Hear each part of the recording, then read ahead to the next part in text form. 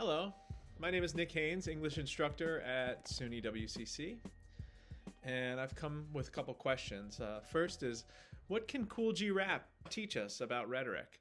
And can an unintentionally rude text message reveal something about writing for college and beyond? In teaching writing, as in teaching more generally, we attempt to build a bridge between what students already know and what we want them to learn.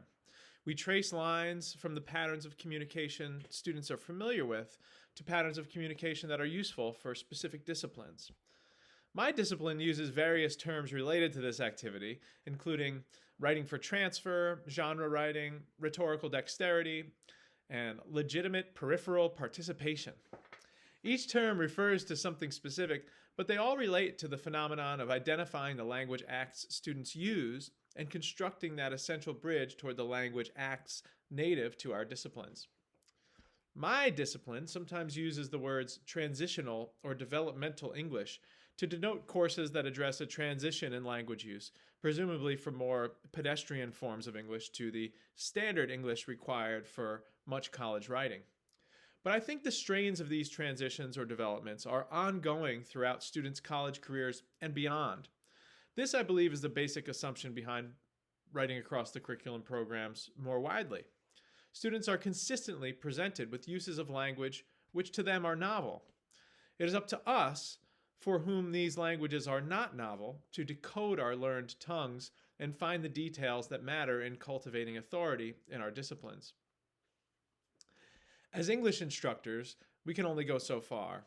We can encourage students to view language as fluid and adaptable to one's needs. We can even help students recognize the social, economic, and political stratification of language and the potential injustices of favoring certain language acts over others. But we cannot take students all the way to their major fields of study. I'm hoping that this helps us think of ways that this can be done. I know many of you have probably thought about the issues I'll be talking about already, and my apologies if this is redundant. I do hope we have an opportunity to analyze how we present the language of our disciplines and to think of new ways to complete the task. According to Shannon Carter, quote, a curriculum shaped by a pedagogy of rhetorical dexterity thus asks students to examine the process by which newcomers become part of a community of practice, as they have experienced it in and out of school context, and apply that process to the ones required of newcomers in an academic communities of practice. She says that we need to think, quote, about how literacy functions in the world beyond the largely artificial school literacies we often celebrate, unquote. And I'll just throw a couple more quotes from her because her piece is so brilliant. We're asking our students, quote, not to meet higher literacy standards, as have been so frequently argued elsewhere, but rather to develop a flexibility and awareness, unquote. The goal here is that we identify the features of our specific discourse that will enlarge students' ability to communicate in that discourse. This leads to students who can, quote, examine critically the discourse that makes up their worlds, unquote. So now I'd like to get into some of the tools I use to help students develop this faculty of critical examination. Namely, Cool G Rap's 1992 hit On the Run. While I use more contemporary hip-hop too, stuff I know many students have actually heard, such as Drake and Kendrick Lamar, this Cool G Rap verse has many formal aspects that work to make a broader point about formality in specific disciplines. Also, whether they like the style or not, students are often drawn to this piece because it's a story, and it's a kind of narrative they recognize.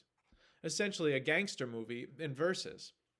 This has the benefit of being genre-based, so the text adheres to certain conventions of two genres, that of an early 90s rap song and that of a gangster film.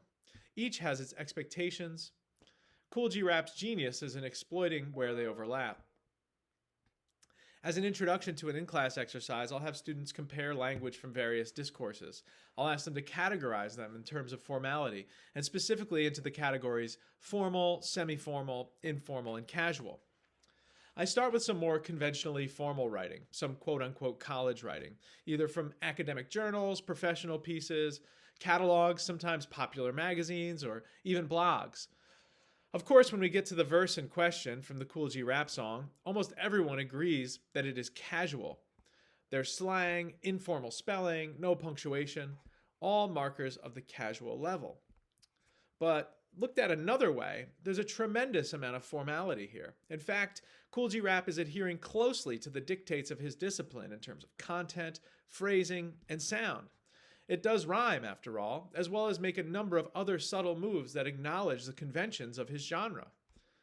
And if Cool G Rap instead chose to use the language of academia in his song, well, I doubt I would have ever heard of him. Let's consider the characteristics of this discourse. One of the limits on this form is the beat.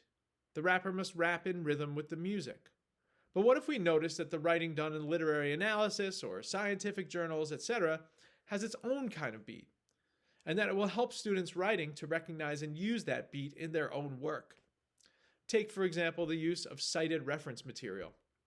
Writers in most, if not all, academic disciplines make a habit of citing other material, and they do it using a specific kind of format.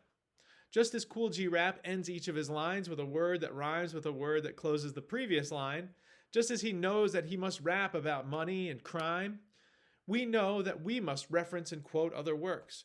We know that our quotation must have a parenthetical citation that follows, and that it must look like this, at least in the MLA side of things. I have another story that helps illustrate this. At some point, I had to stop punctuating my text messages. For the first few years of text messaging, I made a point to use the grammar rules I had internalized since youth. This was writing. Therefore, I thought I must employ the rules of writing in this medium. But one day, something strange happened. I attempted to thank a friend. As usual, I capitalized the letter T at the beginning of thanks, put a period at the end of the word. This was a bad idea. The friend totally misconstrued the message. The reader took my period as a sarcasm or anger or rudeness and told me as such. They said, "What's the matter?" I was taken aback and confused, so I did what every person in the last decade has done in such a situation and Googled it. And there it was, a stream of articles, written grammatically by the way, explaining how rude it was to put a period at the end of your informal text message. So now I take as much care in not capitalizing and not punctuating my text as I did in crafting sentences in them before this experience. Essentially, I learned a new way to use language. I have become part of that community known as texters. Now, think about how we title talks we give at conferences or papers we publish in journals. Do you even think about not having a subtitle after the title, separated by a colon? What if you dared submit a paper without a subtitle? Or what if you forgot about the colon? Or what if you added the colon when it wasn't necessary, such as after the question in the title? What would your readers think of you? What might they misconstrue? Think of how we denote sample size, n equals whatever. This is never explained in the texts that use this symbol. No one is ever told that this is simply the number of units being studied within the text where the designation appears. We're expected instead to know how this works. Since I was a literature major and Alexander Pope used no such designations in his iambic couplets, I, in fact, had to look up what the n equals meant once I found myself immersed in studies regarding the teaching and learning of writing. I did not have to read many studies in graduate school, nor did I need to take statistics or any other course that required me to understand sample size and how it is denoted in scholarly work. Instead, I learned it on my own, by observing others in the act of communicating, probably the same way Cool G Rap learned how to spit. I'm hoping then that we can look to where we come into contact with discourses not our own and consider how we adapt to them and learn about them. How do we go about learning the linguistic terrain of a new community? What helps us in that adventure? What discursive lines do we draw as we develop our new discourses? If I were to ask you to write a rap verse, for example, on what language acts and assumptions would you base your attempt?